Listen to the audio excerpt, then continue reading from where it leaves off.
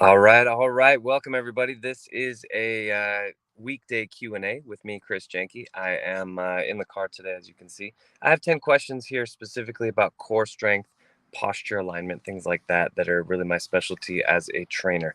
All right, let's get into this so you guys can know fully about how to really benefit from core exercises and different things that I've learned along the way in these last 20 years. How can I strengthen my core and effectively reduce back pain? So, how to do it tactically, you want to think about the core 3x3. You want to think about the three parts of your core, your hips, shoulders, and core. And you want to think about the three planes of motion, front to back, side to side twisting.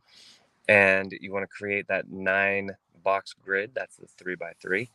And then from there, you are going to train that grid. So each exercise has a different range of motion. So when I do crunches, for example, that's core and that's front to back. That hits one of those boxes only. Um, and so a lot of people will think, oh, the core is the abs and maybe the back, but it really has all those ranges of motion involved. So 3x3, core 3x3. What are some simple exercises I can do at home to improve my core strength? Well, if we start from those 9 boxes, that's always how I start a class, right? Is thinking of those 9 boxes. And so you want to think of the hips as your foundation. So start with like glute bridges. You think of like hip lift, stuff like that, crossing the ankle over the knee, lifting up. Crunches are always great. Superman, doing any kind of twisting motion. So try this one, cross one ankle over the other knee, rotate down and back up. Um, these workouts right here, 3 days a week, I offer a 10-minute free preview on YouTube. You can join the same way you got this stream right here. Okay, so, well, in a nutshell, that's a very short answer to a little longer of a question. I can show you in 10 minutes. That's my answer.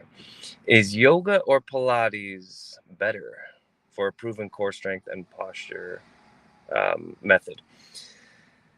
Uh, they're both great. They both can be great. Really anything you do for your body to strengthen, to stabilize, weightlifting is great. There's all kinds of different ways you can do it. It's really not so much the modality, it's really more about the principles that you use. Again, starting from the hips, working your way up to the shoulders and through the core. So as long as an exercise program is systematic, is step by step, is staying within your wheelhouse, meaning it's hard enough to get results, but not so hard that you start doing the form wrong, and you're gradually increasing your core stability and strength over time, anything can be good. So that's kind of a trick question there.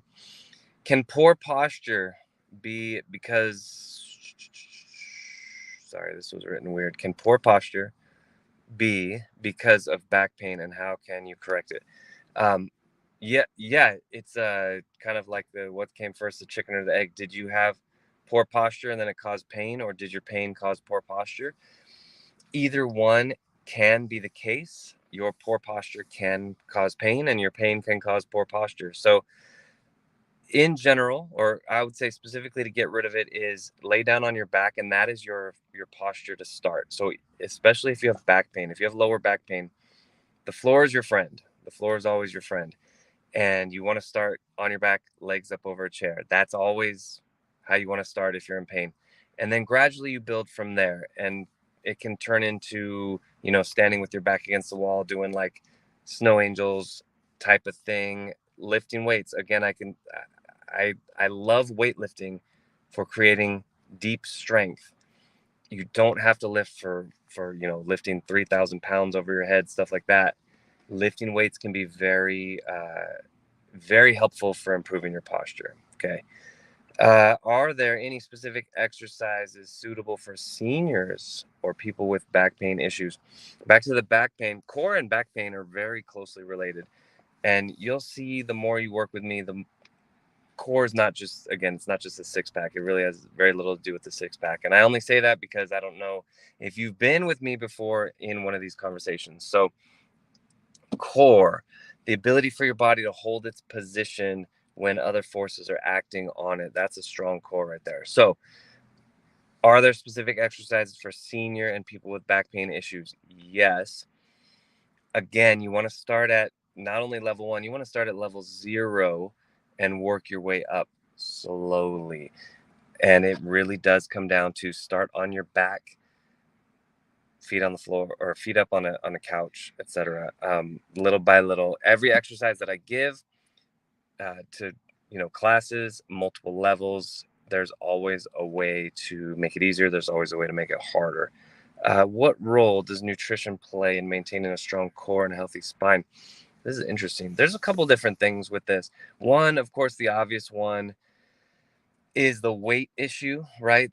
The doctor will tell you, hey, if you want your knees to feel better, you got to lose 50 pounds or whatever you have to lose, right? And that's just an issue of like, put on a 50-pound backpack and try carrying that all around all day long. It's hard, right? But more, I think this is a great question, actually. There's a couple other things. Okay, one, there is a thing that happens. I don't even know the term of this. I don't talk about it that often, but if you're allergic to a specific food, it can actually deactivate the muscles around the digestive system, and that's abs. So, nutrition does play a role. Also, think about inflammation. If you have chronic inflammation from the food that you're eating because you're making bad choices, or maybe you just don't know what your body responds best to, you're going to have that inflammation all over. It's going to be in your joints, it's going to be in your muscles, it's going to be all over.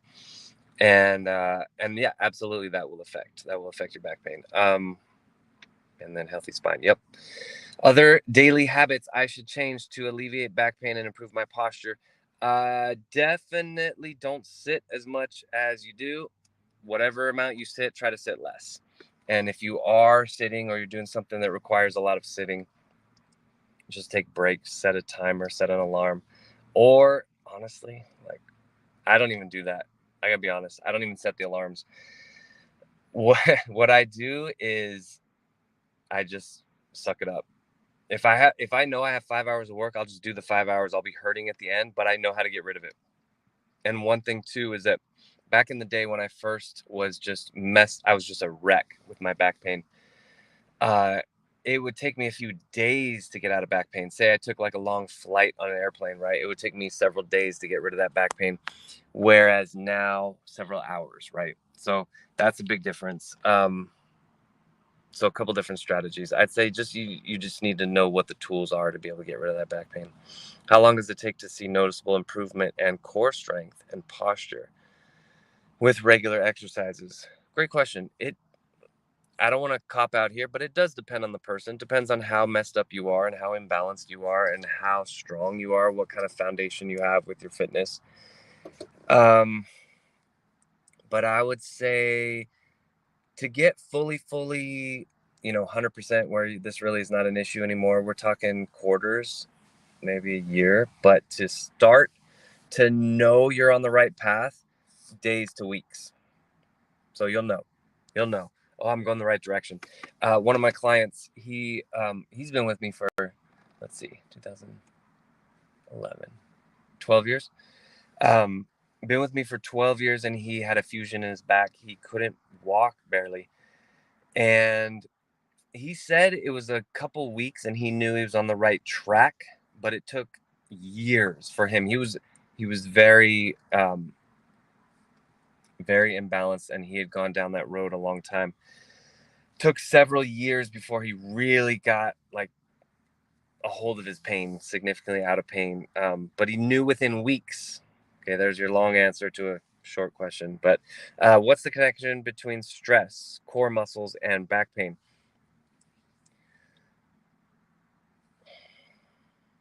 Man, I like this question too. So stress and back pain, this one's very easy because muscles can only do two things. They can engage and they can release. So if you're stressed chronically, your muscles are constantly holding on to that tension. You have these, what does Elliot Holst call neurotic holding patterns? I love that description. It's crazy. We all have them.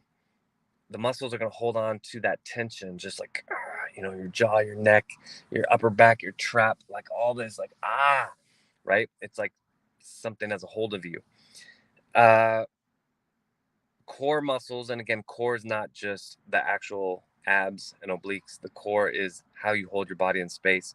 So if you're chronically stressed, you're not supple. Your muscles are not as supple and relaxed as they need to be. That's what it takes. So it does take strength to get out of pain, but it also takes that suppleness.